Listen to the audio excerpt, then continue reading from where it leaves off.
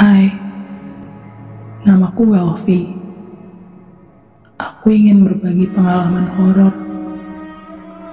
Jadi, aku waktu itu masih duduk di bangku sekolah dasar. Aku terbiasa di rumah sendiri karena kedua orang tuaku bekerja dan kakak-kakakku sekolah. Biasanya sambil menunggu mereka pulang, aku dititipkan di salah satu tetangga. Tapi aku selalu pulang ke rumah.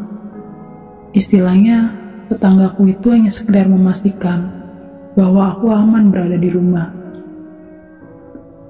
Hari itu sekitar jam 10 pagi.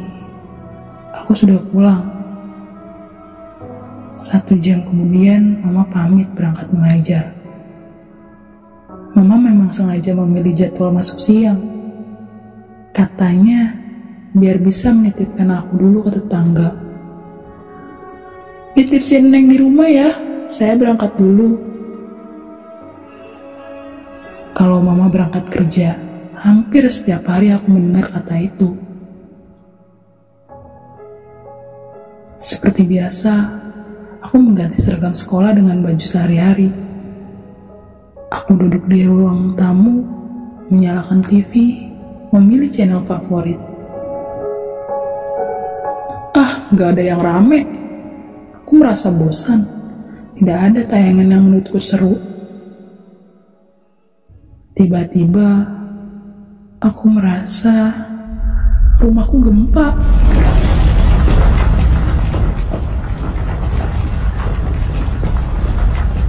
Untuk memastikan getaran itu, aku melihat pajangan rumah yang menempel di dinding.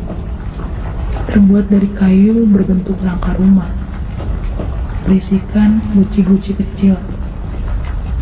Aku pun berlari terbirit-birit keluar rumah karena takut gempa itu semakin kencang dan menimbulkan kerusakan yang fatal. Aku berlari tanpa melihat kanan kiri. Dalam pikiranku hanya ada lari secepat mungkin.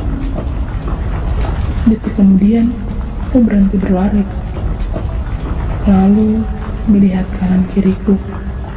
Tapi sepi.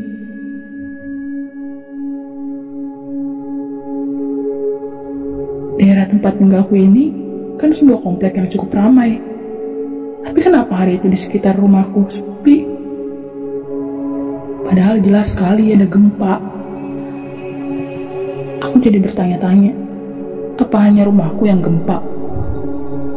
Pemikiran anak SD kan memang random. Lalu aku kembali ke depan rumah, berdiri tepat di halaman,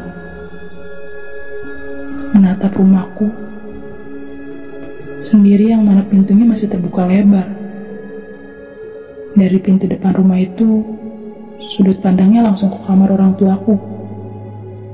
Di situ, aku melihat Papa.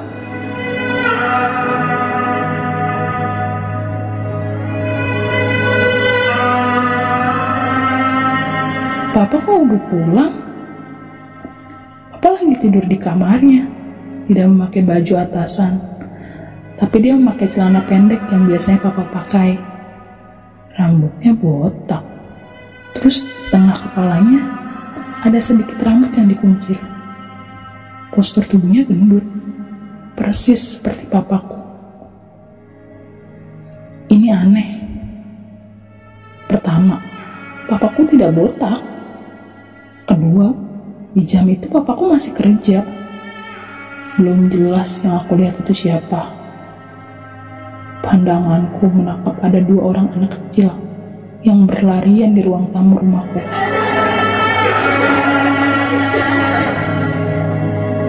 Aku sama sekali tidak mengenali mereka. Bukan juga teman-temanku. Aku tersadar karena mendengar deringan telepon rumah sampai 3 kali. Pengen sih rasanya masuk, terus mengangkat gagang telepon itu. Siapa tahu ada yang penting. Ditambah, Mama suka marah-marah kalau aku tidak mengangkat telepon. Di situ aku bingung. Aku harus masuk rumah, tapi aku takut. karena posisi telepon rumahku berada di kamar papa, dan sosok itu masih berbaring dengan tenang. Aku pun memilih menunggu di depan rumah. Aku benar-benar takut hari itu. Masalah bertambah rumit. Mama dan kakak-kakakku baru pulang di sore hari. Mereka marah melihat kondisi rumah yang berantakan. Apalagi waktu mama melihat pajangan Gucci kesayangannya hancur. Belum lagi kakak-kakakku yang langsung menuduh bahwa itu semua perbuatanku. Aku sudah berusaha menjelaskan kepada mereka tentang sosok papa yang aku lihat dan 2 anak kecil yang berlarian itu. Juga bukan aku yang membuat rumah berantakan. Tapi mereka tidak melihat apa-apa dan bilang kalau aku hanya mengada-ngada saja. Mana ada anak kecil selain kamu? Tuh, papa juga belum pulang, kata kakakku. Dasar kompor meleduk, kutuku dalam hati. Aku coba menjelaskan lagi sama mama kejadian gempa itu, tapi mama sama sekali tidak percaya.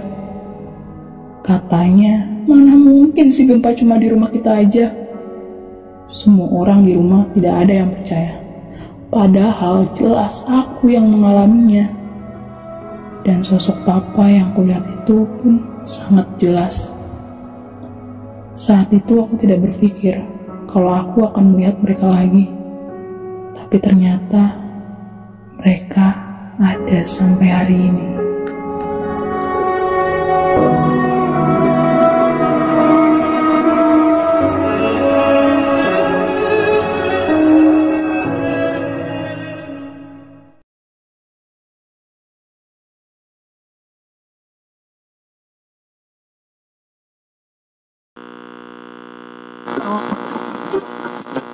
Hello.